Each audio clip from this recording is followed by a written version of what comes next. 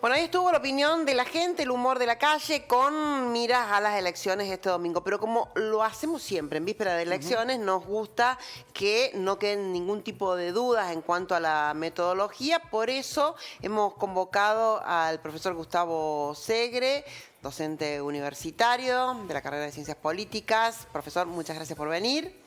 Muchas gracias a ustedes. Buenos Un gusto días. para mí estar acá. Bueno, y empezar con lo básico. La gente cuando vaya el domingo, ¿con qué se va a encontrar? Se va a encontrar con lo mismo que se encontró en las PASO, ¿no es cierto?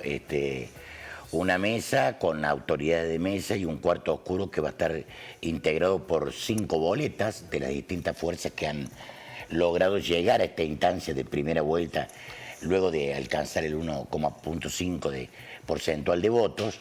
Y bueno, elegir una de las opciones, colocarla en un sobre y luego, ante la vista de las autoridades, que sea el sobre correspondiente con la firma del presidente y de los fiscales, introducirlo a la urna.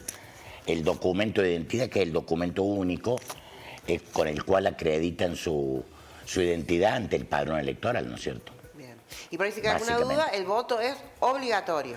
Es obligatorio, exactamente, artículo 37 de la Constitución Nacional. Es obligatorio, es secreto, es único y es, por supuesto, plural y mayor. Profesor, en Córdoba hemos utilizado la boleta única. Entonces, dentro de las aulas se disponían de una especie de biombos y directamente se iba detrás de esos biombos, se marcaba el partido o el casillero realmente que quería el ciudadano o no, y automáticamente se colocaba esta boleta en el sobre y se entregaba en la mesa. En esta oportunidad se trata de boletas papel como las que hemos utilizado hace ya muchos años. La pregunta es, ¿solo una persona a la vez ingresará al denominado cuarto oscuro, a diferencia de lo que hacíamos en las elecciones provinciales? Sí, en este caso sí, precisamente por lo que vos recién decías, al ser diferentes boletas, requiere ese voto secreto de la intimidad del elector. Diferente el caso de la boleta única, que pueden armar, como bien también lo expresabas, en la misma aula puede haber 2 o 3, digamos, espacios en donde completa la boleta con solo una marca de virome. Bien, y el corte, una pregunta siempre que es básica, el corte de boletas. ¿Se puede hacer corte? El corte se hace, ¿no es cierto?, como en este caso va a haber 2 categorías como mínimo, que es la presidente y vice más diputados nacionales. El elector puede hacer la elección de presidente y vice para una fuerza política o partido y diputados nacionales para otra fuerza política o partido. Profesor, ¿cuántos son los tramos que componen la boleta? Porque también recordemos que estamos eligiendo parlamentarios del Mercosur. Claro, va a haber 3 niveles como mínimo. Nosotros no elegimos senadores nacionales y en otras provincias va a haber seguramente senadores nacionales, también gobernadores y autoridades provinciales. En aquellas que hayan unificado, caso Buenos Aires, provincia de Buenos Aires. Sí, Catamarca, Entre Ríos. Catamarca, Entre Ríos, que hayan unificado los cargos provinciales con la nacional. Entonces ahí ya estamos hablando de 5 o 6 partes del voto como mínimo. Bien.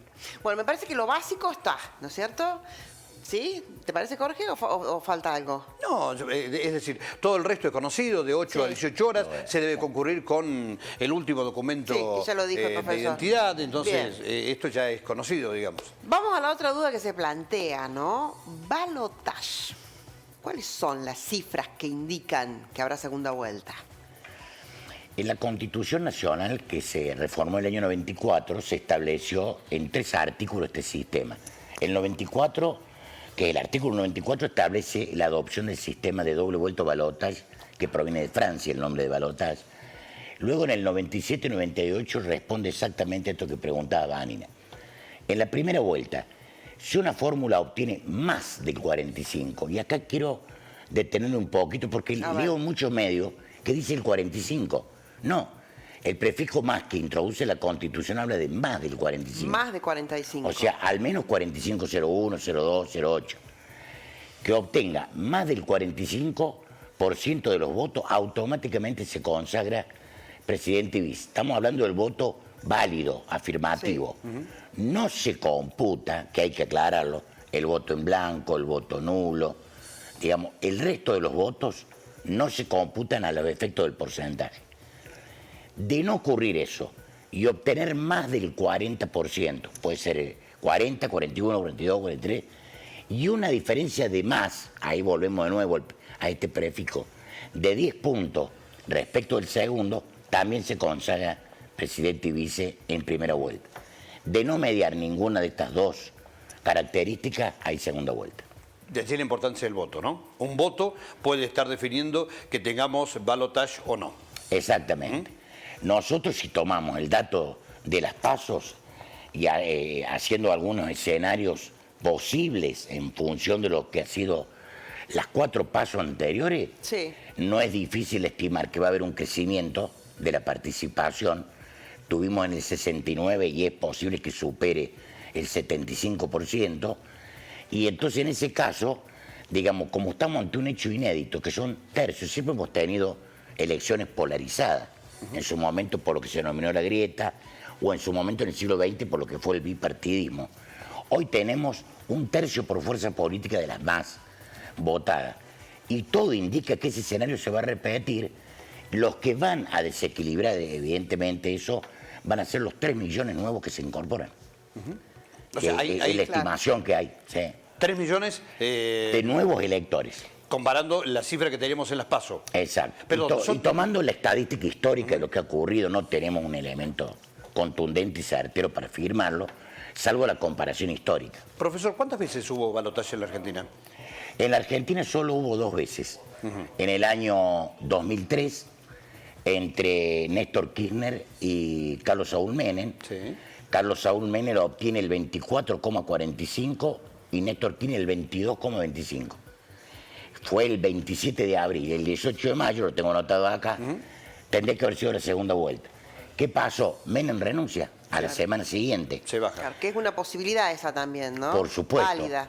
Ahí nosotros tenemos previsto en el 88 de la Constitución Nacional y en el Código Electoral, que es el artículo 155, que en ese caso automáticamente se consagra el presidente y vice el segundo, para que no exista una crisis institucional y un vacío de poder.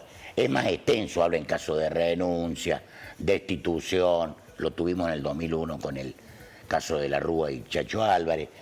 Es decir, bueno, ese fue el primer caso y el segundo fue con Mauricio Macri y Daniel Scioli, que paradojalmente en la primera vuelta gana Scioli con el 37,08 y Macri el 34,15, 3 puntos de diferencia. Sí, sí.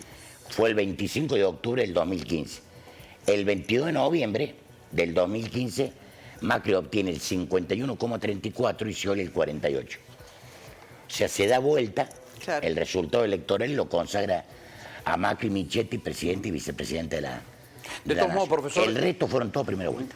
Más allá del resultado del domingo y que pueda existir la necesidad del balotaje o no, lo concreto es que el 10 de diciembre en Argentina estarán asumiendo las autoridades Sí o electorales. sí, Sí o sí. sea por la vía electoral o sea por la vía extraordinaria de aplicar el 155 del Código Electoral.